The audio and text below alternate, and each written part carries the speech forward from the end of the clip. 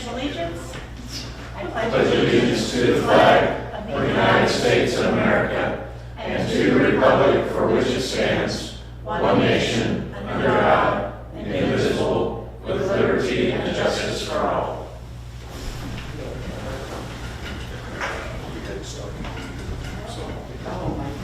Any public input? No, Mayor. Are there any amendments to the agenda? I have two items I'd like to talk about under other. That would be health insurance and our winter power supply. That's what that is. All right. Okay. October meetings. There are many things happening. This is the week of Hillman's Fest, and don't need to tell everybody that. So there are a lot of people downtown tonight cleaning up and fixing up and sweeping up leaves and whatever else they can do. And so everybody look in your neighborhoods and see what you can do. If you need to look at your neighbors to say, is there some way that you could help them? I hope that people will do that. There will be some extra meetings that we, in the pursuit of hiring our new city administrator.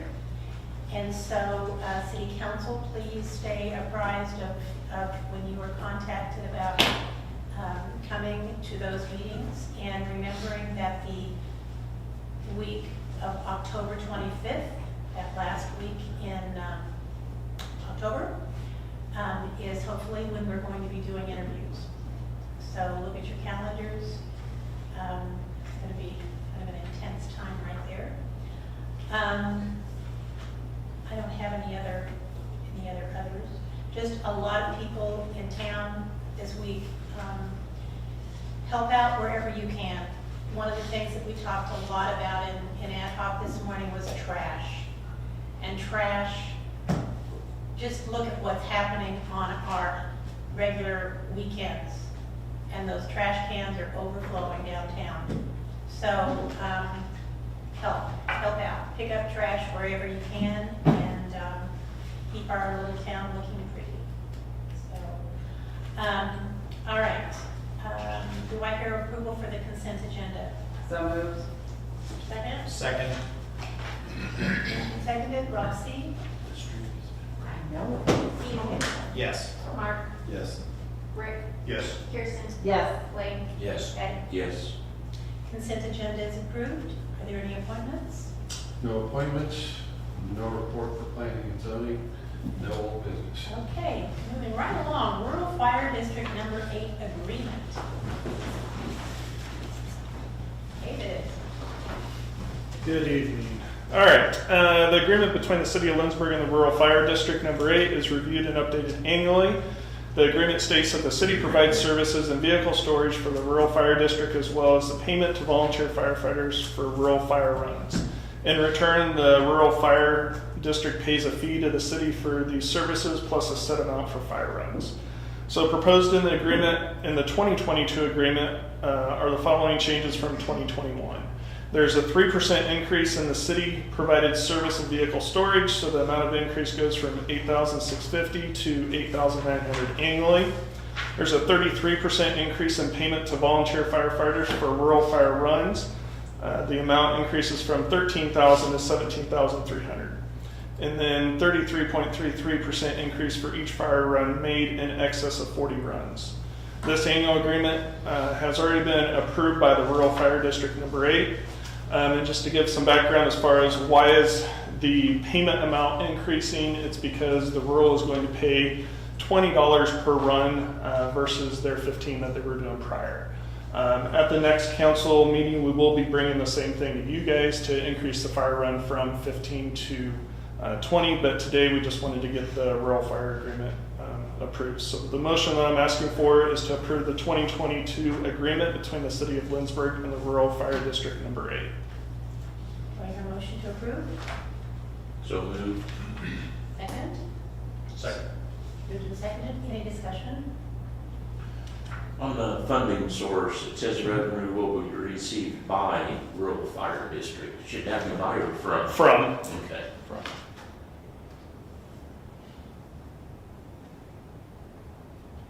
Any other comments? Kirsten, Yes. Blaine, Yes. Ed, Yes. Mark, Yes. Evil, Yes. Rick. Yes. It is approved. Next item. Thank you. Thank you, David. Chief? Evening. I have the next two, so we'll start with the fire department bunker gear. As you recall from last year, Public Safety set up a plan to purchase 3 sets of new bunker gear each year to replace bunker gear that is either expired or is expiring in the near future. We need to purchase 3 sets of bunker gear to replace 1 set of expired gear and replace 2 sets that will expire in the next couple of months.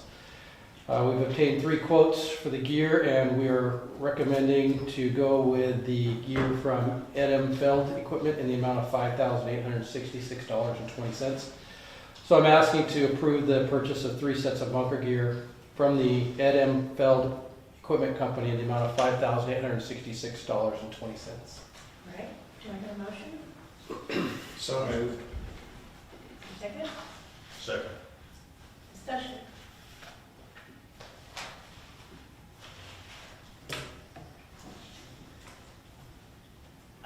Okay. Hearing none. Okay. The next one might get some questions. Roxy? Mark, Yes. Evil, Yes. Rick, Yes. Kirsten, Yes. Blaine, Yes. Ed. Yes. Motion is approved. The next item. The next one involves replacement of an air conditioning unit for the public safety community room. It stopped working in the very early part of September. We had Pestinger come out and look at it and basically inspected and said that it was unrepairable in its current form. It's an extremely old air conditioning unit. And it was recommended that we purchase a new one to replace the unit that has failed. So I obtained 3 quotes to purchase and install new air conditionings for the public safety room. They also provided some estimates as they recommend changing the furnace part of it as well, but in his own words, it could last 10 days, it could last 10 years, there's no determination. So at this point, I opted to just go with replacing the air conditioning unit if you approve it. And so the quotes we got, there were 3 of them. The best one we received was from Pestinger in the amount of $5,520. That, if we went with them, which is our recommendation, it would also offset the inspection that they did on the property as well. That would be added into that price. So I'm asking for a motion to approve the purchase of a new air conditioning unit for the public safety community room in the amount of $5,520. All right, do I hear a motion to approve this? So moved. Second? Second. Moved and seconded. Any discussion? Do we know how old the furnace is? I do not. I know that unit on the outside is very old. It's starting to rust through in certain spots, so, but I don't know how old. And he admitted he could not tell me how long that furnace would go. There was no indications that it would stop working immediately, but he couldn't say how long it would last. Do you know what the savings is of that? If it's $1,700, is that? I'm sorry, I didn't catch Is that. that a huge savings, the $1,700 to add that on? What would it be to do it on its own? I didn't get that, but he did say it was cost savings to go if we did it now versus waiting. So if we did decide to go now, do we have sufficient funds to do both? I believe we have the funds to do both if we did. The one concern I have too about waiting, I mean, not on the furnace part, if that's what you're asking, but the air conditioning is, one of the companies already told us we would not even be looking at getting it replaced until December. The one company we're recommending going with does have one available to replace now.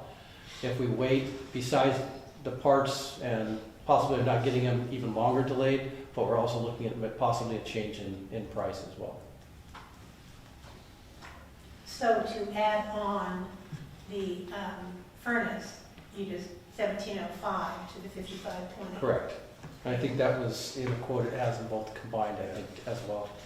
So did the other companies give a quote on the furnace, or did Pessinger just do this because they looked at it? Or how was it put out to bid? Was it just strictly for? It was for the air conditioning, but him and one other company actually gave us cost for the furnace. They also gave us cost for a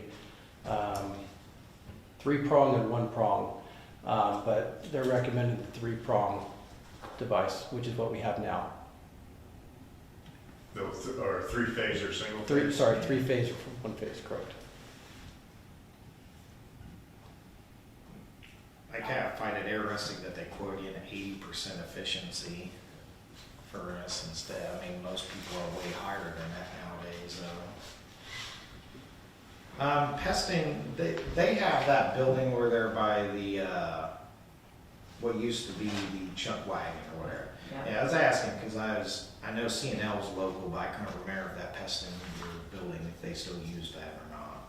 Well, their technician is local, Okay. so. Yeah. I do see vehicles, if it matters, I do see vehicles go in and out of there, but how much they use it, I couldn't tell you. Oh, I think.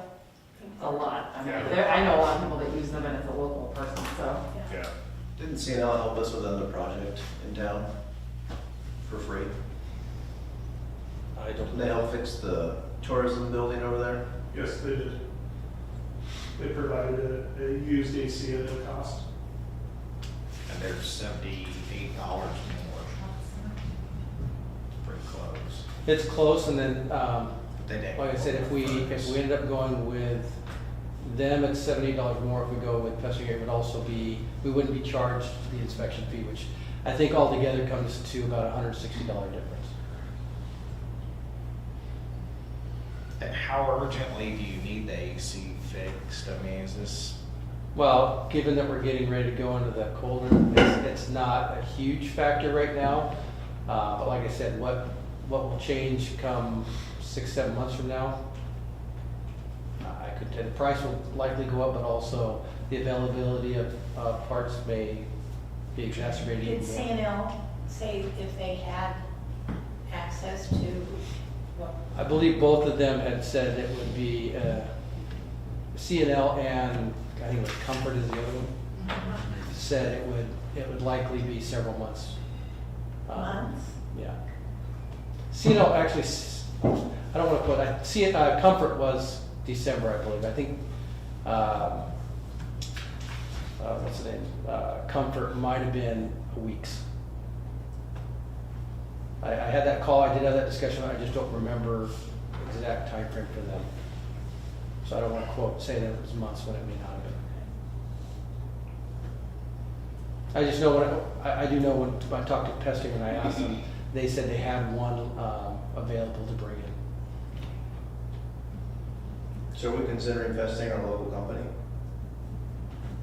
Yes. I mean, I do. I mean, I use them, so. I mean, it's a local person that's worked on for years. They have a local presence, they have a building locally, carries inventory, the inventory works out of here, so I'll let you make a determination. Local.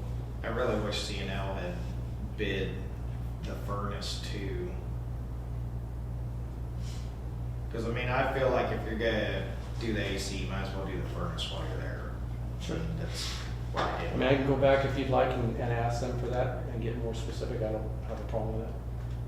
If that's your direction. That'd be my preference. Yeah, if it's a close call between Pestingers and CNL, that would be a piece of information we don't have to compare. That would be good information to have. So Chief, why don't you bring this back Okay. on the 18th? Well, you have a motion on the floor, Yeah. has to have action, either rescind it or take it Table back, it. table it down, or Table table it. it, or I'll make the motion to table it. Is there a second? Second. Motion to table, all those in favor say aye. Aye. Okay. Thank you. Thank you. Thank you. They did have more discussion, so.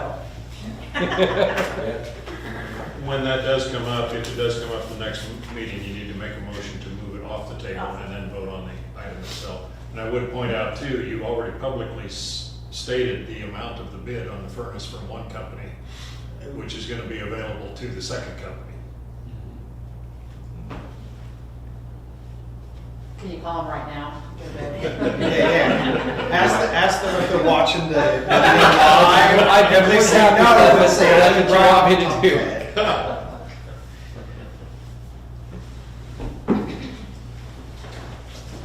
All right. Next item, cereal malt beverage license. The city has received an application for a cereal malt beverage for sales for the remainder of the 2021 year from White's. The application has been reviewed and proper application fees have been reviewed or have been received. So we're looking for a motion to approve the CMB application for White's grocery store for the remainder of 2021. All right, do I hear a motion to approve this? Motion to approve. Is there a second? Second. Discussion. Oh man, there's gonna be more competition now.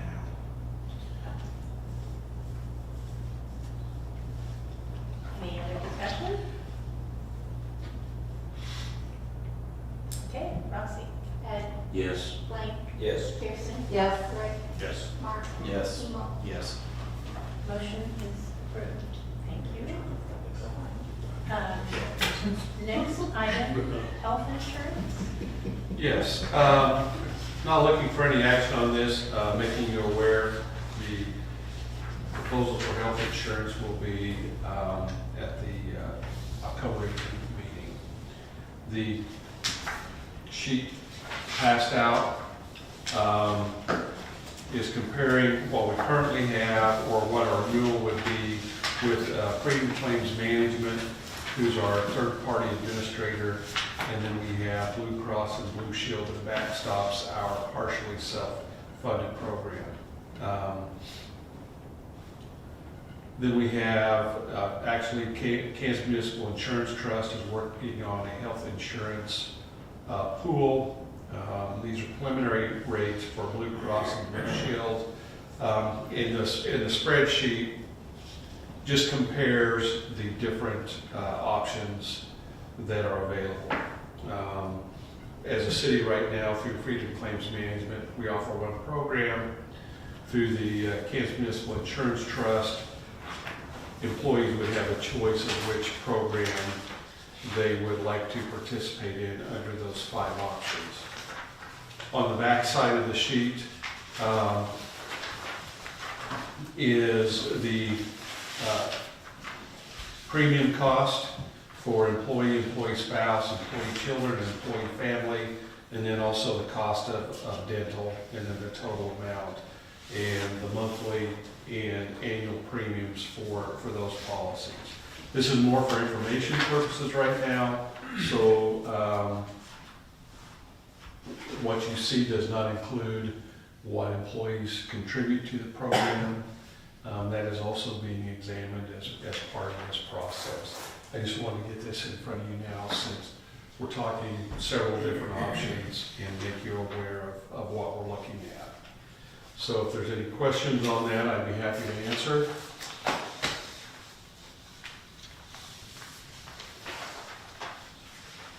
I know it's a lot real quick, but So you're looking at different options. Will there only be one option then available to city employees, or will they have options to select from? well, if Cayman is able to put together, Kansas Municipal Insurance Trust is able to put together a pool, then employees would have an option. Challenge is you have to have 500 covered employees total to make this cost effective. These are preliminary rates, not final rates. And the reason they're preliminary is trying to determine the number of cities that would participate to make sure that have a minimum of 500 covered employees. If it doesn't get to 500 covered employees, then there will not be a health insurance pool at all, because it's just not economically feasible. The benefit's not there. The difference is, for instance, right now, we are, as a small covered employer, we are what they call age rated and experience. Look at it 3 ways. One is the age of the group. Two, utilization of health insurance. And three, what is the performance of all small groups? With a large employer, well, actually it's 50 and above, but the real, to be able to stabilize rates over the long term, 500 or more covered employees, and then you're rated strictly on utilization of the program spread across all those covered employees. And so it helps to balance and stabilize rates and coverage over the long term. That's the big difference. Right now we're looking at a significant increase. We've been able to, through Freedom Claims Management, control our costs fairly well. Over the last, since 2013, our total premium cost over this last 8 years has only gone up $40,000. So about $5,000 a year on average. But from 21 to 22, what we're looking at is about a $52,000 increase. So trying to work through all of this, got these preliminary rates from KMIT late last week.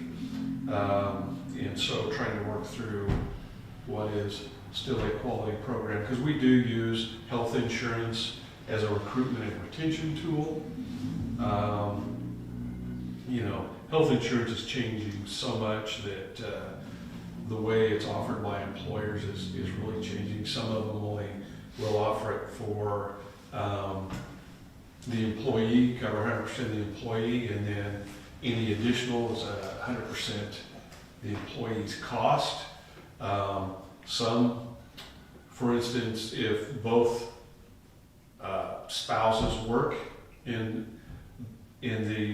both have health insurance through their employers, if your spouse has coverage through their employer, they won't provide coverage for the other spouse under their program. And then there's the variations in between. And so being partially self-funded has helped immensely control the cost. This year, our costs are increasing primarily due to prescription coverage. Prescriptions are really driving our costs. They're, close to 50% of our total health insurance coverage cost right now, Roxy? Yeah. And we used to have about a 94% generic utilization rate. That's dropped to about 89%. We don't have the data on whether generic equivalents are in place because we don't know the exact prescriptions people are getting, but some of them are fairly, we get to see the cost per prescription, and some of them are fairly healthy in terms of, we're talking 4 figures on and these are monthly maintenance prescriptions. So it's impacting our costs significantly, and that's what's really driving this large increase. Well, I will say, just from glancing at though, our current option that we've been using is pretty darn good. I mean, the total price, really the only two that really hold a candle to it are ones that are super high deductible. I mean, they're major medical. Yeah.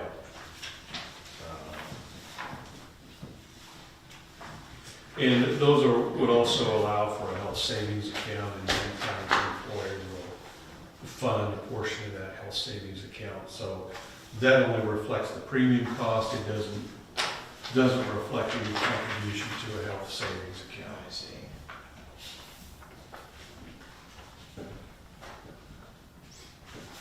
Any other questions? The other item is on winter power supply. As I know you all remember vividly, February of this year, where we had that extremely cold spell that basically engulfed the majority of the United States. Natural gas prices and electric energy prices skyrocketed,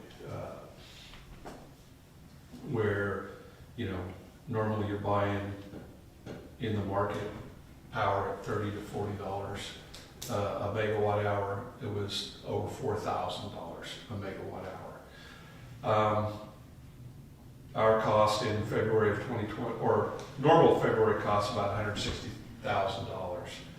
In February of 2021, it was $1,048,257.24.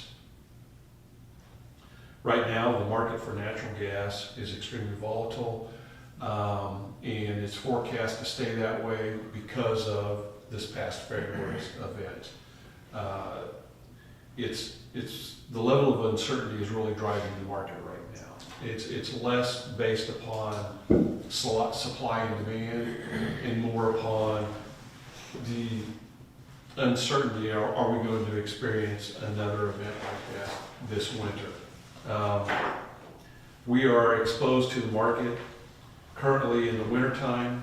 Historically, it makes sense to just buy off the market because demand for electric is low compared to summertime and the costs are low. And so buying directly out of the market economically makes sense. Going into this winter, natural gas will also drive the cost of electric power supply. We're exposed to the market anywhere from 42% to about 50%. And so we've been working with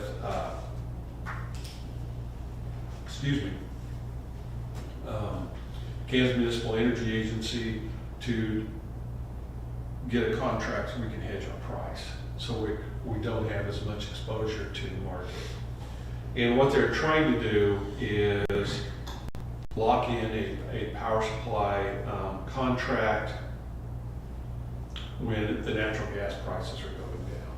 They're having daily conversations and tracking the market. The reason I bring this forward is I need a green light that say, yes, go. When the market is on a downturn, to secure the power supply. It would essentially be, the contract would only be for December, January, and February of this coming winter. And right now, the costs are going to be somewhere between $60 and $70 per megawatt hour. Normally it would be 30 to 35. So it shows you where the market is. But if we get up into $100 per megawatt hour prices and above again, and having the level of exposure that we have, it can be extremely costly. So trying to hedge part of our load for the winter months.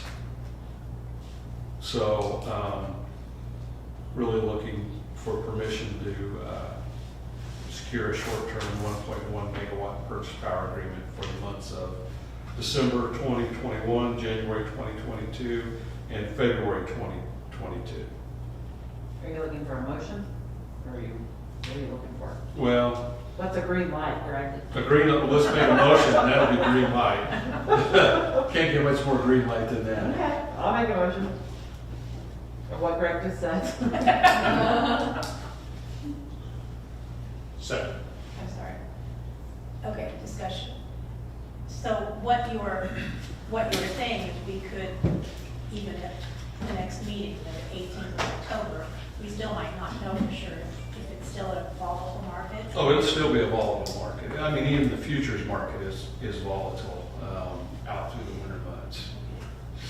And this is through their conversations, not only with electric power suppliers, but with natural gas suppliers. Okay. Did they ever find out how this happens? Like, who made all that money? That's a great question. This just seems like it's unfinished and we're just trying to guess and hope it doesn't happen again. It's like, Well, there was a preliminary report put out by Federal Energy Regulatory Commission and the North American Electrical Reliability Corporation last week, which was pretty, it kind of let the natural gas supply side of things off the hook.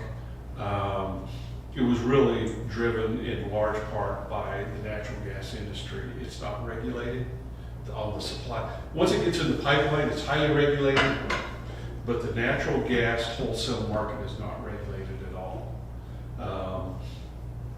I know from a public power standpoint, one of the things that we're trying to do is, get some hard price caps, like in the stock market. If it gets too wild of fluctuation, they can suspend trading. Well, you can't suspend trading in a natural gas market because, if no one had natural gas during this particular event, we had a lot of people frozen to death, literally.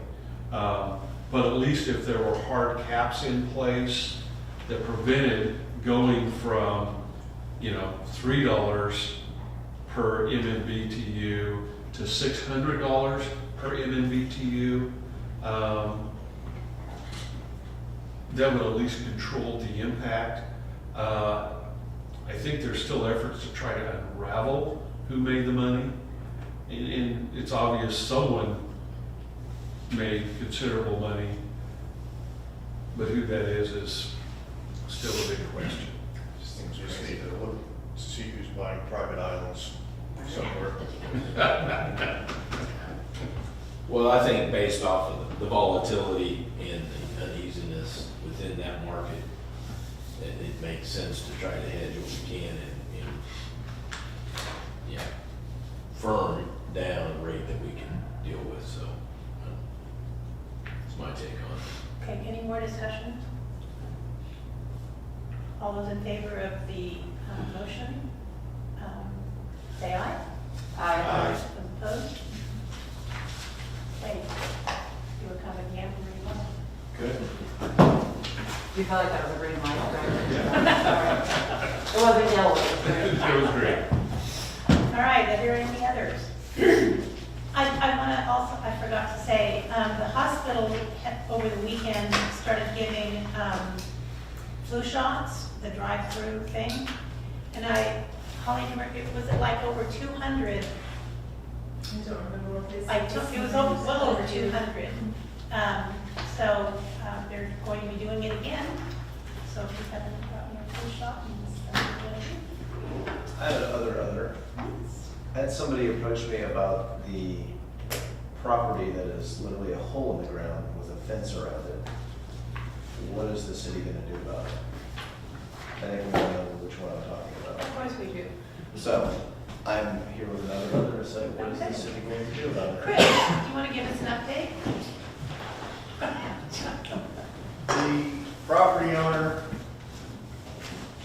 is focused in right now on the restaurant and getting the restaurant open. Once they get the restaurant open, their intent is to move back and get started on the property. I believe they're in the process of getting their list of materials together and ordering or getting close to ordering materials so they can start that as soon as possible. I'd like to give you a firm time frame, but I've had a number of time frames that haven't held true, so I know that is their intention now. They have been making very good progress over on the restaurant and hope to have that open sometime next month, or the first phase of that open next month. So I would look to possibly in the next several months, maybe something will happen over there. It's best. Chris, was the plan there to have a single home? It's not an apartment thing. It is